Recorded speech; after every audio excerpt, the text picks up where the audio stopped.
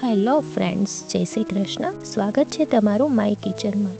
આજે આપણે બનાવીશું મૂળાની લોટવાળી ભાજી, જે એકદમ છૂટી છૂટી થશે. બધી જ ટિપ્સ સાથે હું તમારી સાથે શેર કરીશ. તો ચાલો આપણે બનાવીએ મૂળાની લોટવાળી ભાજી. મૂળાની ભાજી બનાવવા માટે આપણે અહીંયા 250 ગ્રામ મૂળા લેશું. મૂળા એવા ચૂઝ કરવાના જે હોલવાળા ના હોય, જેના પાંદડા એકદમ ક્લિયર હોય એવા લેવાના, અને પાંદડાનો ભાગ વધારે લેવાનો. મૂળું નીચેનું જે વ્હાઈટ પોર્શન છે એ એક હશે તો બી ચાલશે, પણ પાંદડા વધારે લેવાના. હવે મૂળાને પેલા છાલ ઉતારી લેવાની અને પછી એના ઝીણા ઝીણા પીસ કરી લેવાના.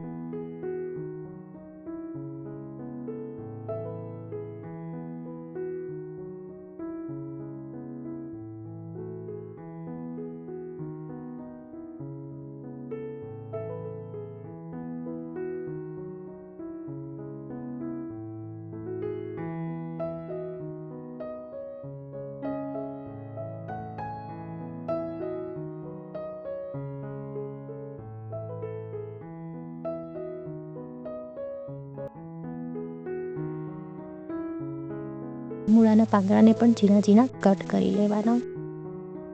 બધું એકદમ કટ થઈ જાય પછી એને બરાબર વોશ કરી લેવાનું.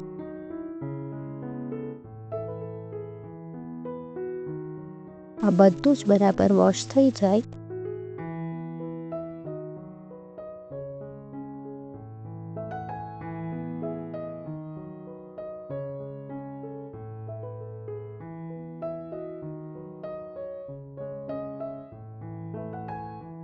જો આ બધા જ પાંદડાને વોશ કરીને લઈ લીધા છે.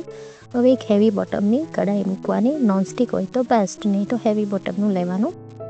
એમાં 2 ટેબલસ્પૂન ઓઇલ નાખવાનું, 1/2 ટીસ્પૂન રાઈ. રાઈ થોડી ઉપર આવે એટલે 1/2 ટીસ્પૂન જીરું,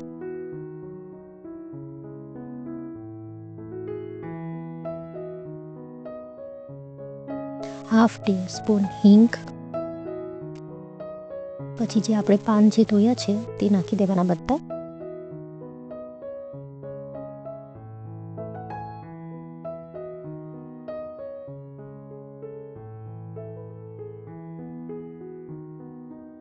હવે એના અંદર 1/2 ટીસ્પૂન હળદર,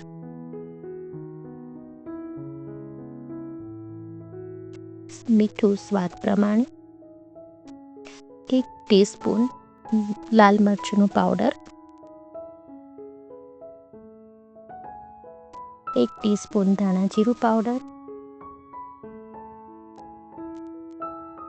1 ગ્રીન ચીલી, 1 લીલું મરચું ઝીણું સમારેલું, 1 મોટું નંગ ટમેટું, એને પણ આપણે બારીક ચોપ કરી લઈશું. 1 કપ લીલા ધાણા,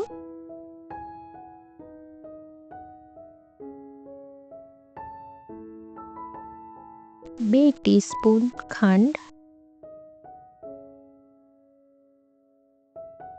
1 કપ ચણાનો લોટ અથવા બેસન, જે પણ તમારા પાસે હશે તે ચાલશે.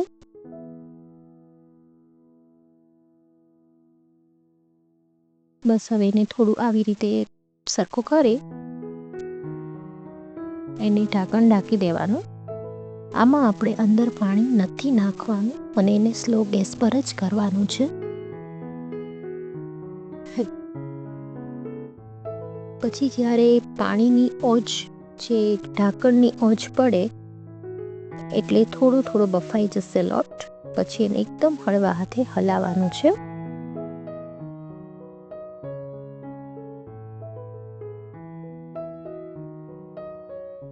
હજી થોડો લોટ કાચો છે એટલે હજી એને આપણે પાછું ઢાંકીને થવા દેશું.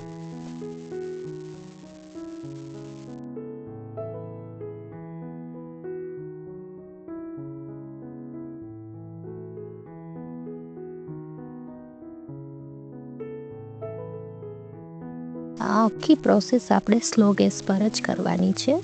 હવે એમાં 1/2 લીંબુ નીચવશું, 1/2 લીંબુનો રસ નાખશું,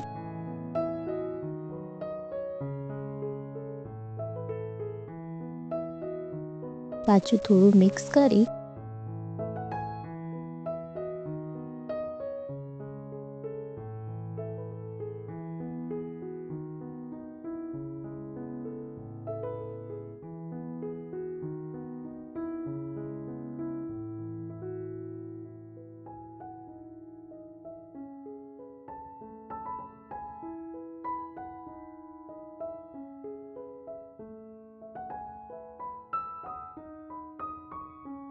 જો હું તમને એકદમ નજીકથી દેખાડું, હજી આ થોડું કાચું લાગે છે, થોડું ચમચામાં ચોટે છે, એટલે હજી આને થોડું ચડવા દેવું પડશે.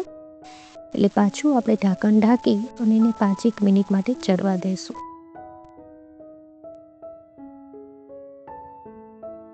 હવે જે આમાં ઓજ વળે છે એનું પાણી એમાં અંદર જશે તો બી વાંધો નહીં. હવે ઓલમોસ્ટ થઈ ગયું છે. ડન થઈ ગયું, પરફેક્ટ. બસ આ રીતે જ કરવાની છે. હવે એને આપણે થોડું હલાવશું. જો એકદમ છૂટી હશે, ચોટશે નહીં, તો આપણું બરાબર ભાજી થઈ છે.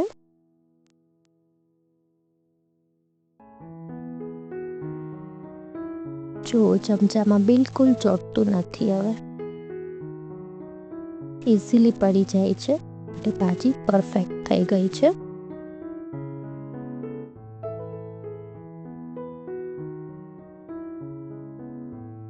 જો હલાવાથી પણ એકદમ ડ્રાય થઈ છે. બસ આપણી ભાજી તૈયાર. બસ હવે એને સર્વ કરશું. અને જો તમને આજની મારી રેસીપી થોડી પણ ગમી હોય તો પ્લીઝ એક લાઈક આપજો.